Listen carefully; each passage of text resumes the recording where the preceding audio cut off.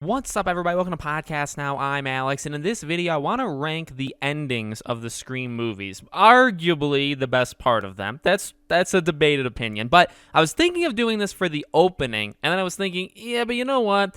Actually, some of the openings are definitely stronger than others, and overall, though, the openings aren't, except for the first one, is not my favorite part of pretty much any Scream movie ever, and I don't really know if it'll change, with the upcoming one, but I thought the endings, they're a lot tougher because all of the endings, in my personal opinion, all four endings of the Scream movies are incredibly good. Again, they're probably maybe the best part of the film, but they're at least, super good and a fundamental part and something that you go into a Scream movie like looking forward to. Maybe you do that for every movie, but the ending of the film. Okay, so I want to go through these worst to best, and keep in mind the word worst is only used for the purposes of ranking. In reality, I think all of these endings are actually incredibly good, even the last one. So starting off at number 4 is Scream 2. I gotta do it. When I really think of all the endings, Scream 2's, I think, is the weakest one. Now, it's insanely good. It's still insanely good. I love a lot of the misdirection they try to do. I mean, they hit you right off the bat with being like, okay, is Derek the second killer, right? So they play off that. Then you enter the actual second killer, which is like Gail at first, and it's like, oh, Jesus Christ, like, is that possible? And I guess, looking at it now, maybe it's like, okay, well, obviously it can't be Gail, and they really only let that linger for like maybe 1 second. But at the time, maybe you gotta wonder if it's possible. Gail is a character we've only seen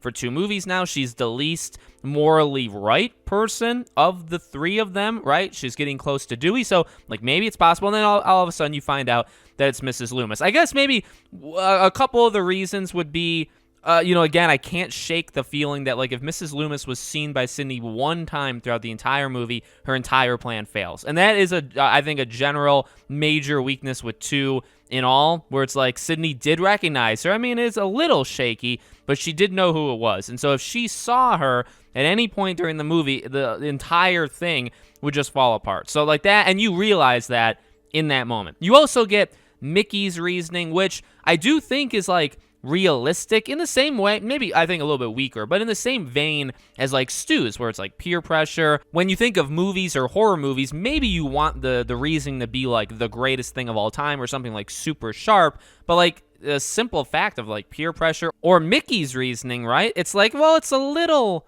off. It doesn't exactly make sense, but you could understand how just a random person would maybe feel that way. And I've never really hated on Mickey's reasoning, even though I think it's maybe one of the weakest, or maybe it is the weakest of all of the Ghostface killers, okay? But you get that, and I think the fight scene is really cool. Obviously Mrs. Loomis turning on him, I think, is fine. I think Sidney kind of turning the tables on Mrs. Loomis is awesome. And I think Cotton going again to more of like a tense standoff where it's like you don't really know what to expect of this character. I mean, I thought it was all done extremely well. I mean, the ending of Scream 2 is definitely a standout part of Scream 2. It is definitely really, really good. I just think it kind of lacks, and I'm talking about like the final section, where I guess it maybe has an unfair disadvantage because like the ending of Scream 1, do you consider that like the entire 30 minutes or 40 minutes of the party? I guess what we're saying is when Ghostface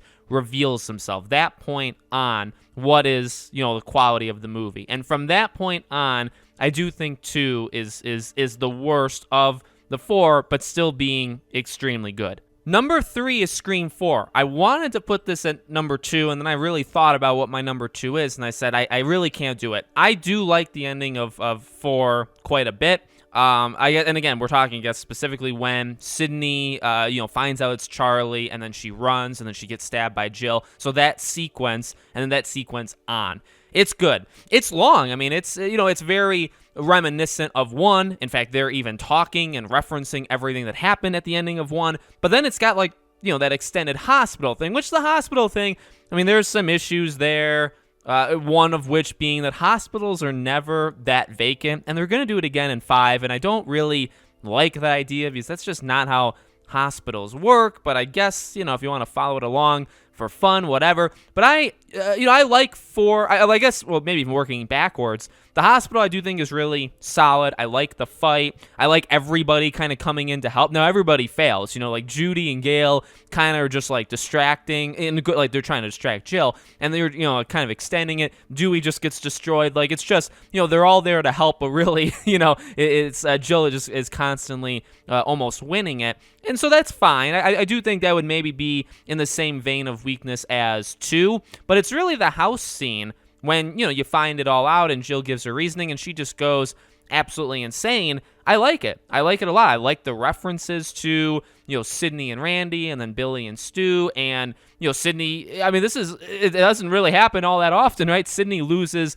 majorly. I mean, Jill literally thinks she killed her. Now I don't know why you think 2 stabs in a generally non-vital part of the body is going to kill Sydney, but I mean she does. So like she thinks she literally murdered Sydney right there.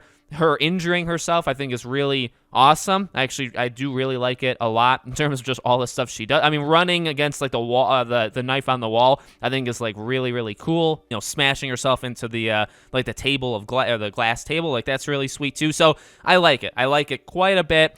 Charlie, I think Charlie's not a strong or like the strongest character throughout the movie. I think he's serviceable, but I really do like him a lot when we find he's the killer. Really, from when he stabs Kirby on, and when he's kind of talking. I mean, he's got like this very high-strung, very like energetic. He's really, really excited. And then when Jill turns on him, like that's like it's a shocker to us. Maybe it is, maybe it isn't, but it's definitely a shocker to him, and I like it. I think he does a really, really good job in that sequence, and I think Jill does a pretty good job too, and Sydney too. I mean, there's not much Sydney can do, and again, it's really very different than anything we've seen before. I mean, there's nothing Sydney can do, only this time she literally can't do anything. Normally she's her back's against the wall, there's nothing she can do, and then the villains give her a chance to do something. Jill doesn't let that happen until obviously the hospital part. So I thought that was pretty darn neat. And again, I wanted this to be my second favorite, but I'm going to give my second favorite to Scream 3. While it is, in my opinion, easily the weakest movie overall of the 4, I think it's not even close, okay? Again, I love 3. I love Scream 3, but I'm just saying of the 4, I think it's the weakest. When it comes to the ending, though, it's, again, in my list, it's the second best. I love it. I love the Ghostface monologue, like Roger L. Jackson's voice. I think is awesome. I like Sydney just flat out just not knowing. This is the only time where she's like, "Who are you?" Like I haven't even seen you. So it's like and like finding out like the brother sister thing. So it's like, my dear God. And so that the talk is really good too. This is one of the stronger dialogue parts or it's actually probably the strongest part in Scream 3 in general, but it's also one of the strongest dialogue in any ending of any of the movies, because Sydney delivers some amazing lines, just literally like fed up with the situation, fed up with being in, in the situation, and telling Roman, take some goddamn responsibility, and just all of that stuff is it's so good. It is so good. And then just the fight itself, I mean, it is over the top. It's like Scream 1, obviously she gets kind of down and dirty with Stu quite a bit, or,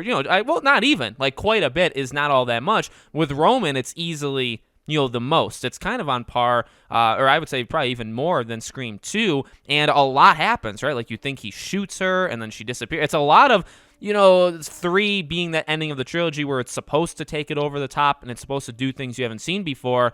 It does it. It does it in that ending, because it's truly a different end. All 3 of the endings, 1, 2, 3, and in that trilogy are so different and good in their own way. And I think 3 just nailed it. I mean, just everything in it. Dewey being the one to kill, by the way, Roman, is pretty sweet as well. And Sydney, saying to aim for the head. But the fight itself is incredible. The dialogue right before the fight is incredible. I love it. It's so, so good. It's one of the only parts that I would like actively want to rewatch in 3 over and over and over again.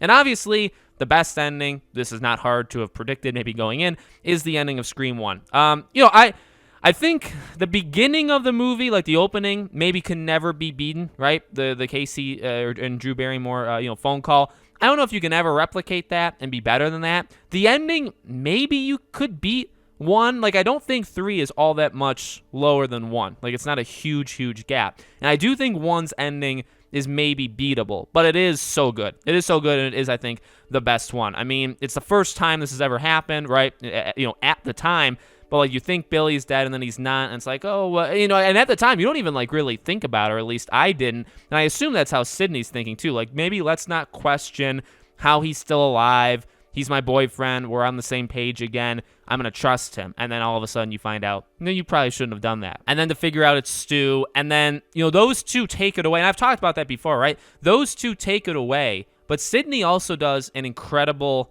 job in terms of just being in that situation and being, you know, a victim of these two, you know, and Billy's like holding her, you know, with the knife at her throat and all that stuff. And then even when Sydney gets the upper, I mean, it's literally, it's almost a story in itself, that ending, isn't it? I mean, it's so good is you have the wild and wackiness of mainly Matthew Lillard, but also, you know, Skeet Ulrich did insanely good too. And you have those two, but then you have Sydney, and you're still rooting for her, but you're just kind of like mesmerized at the performances. And then Sydney gets the upper hand. Then she fights Stu, so there's a little bit, you know, of action there. And then you get, you know, Billy coming back to life, and you get gunshots and all that stuff, and you get others, you know, helping out, you know, with Gail. So it does really everything. It does everything. And again, just to like put into, you know, perspective, it happens in such an enclosed space. I mean, 3 actually does 2. That entire fight with Roman is in one room, which is actually crazy because this is technically more than one room. So this is maybe bigger than 3, but the rooms are very small. You know, the kitchen is not a very big area,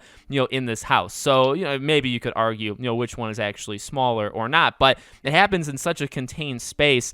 It's incredible. Sydney's phone call to them, some of the classic Stu lines, you know, Billy accidentally, or like Skeet, right, throwing the phone and hitting Stu in the head, you know, at the time, and that being just, you know, not planned or anything. I mean, it's so good. It's such a good ending. So let me know your personal ranking in the comments below. Make sure you guys are subscribed to the channel. Hit the bell icon so you guys know when all these videos go up. If you guys want to follow me anywhere else, I have a Twitter, I have a second channel, I also have Patreon and YouTube memberships. Links for all of them are in the description below. Thank you guys for watching, and I hope to see you all on the next video.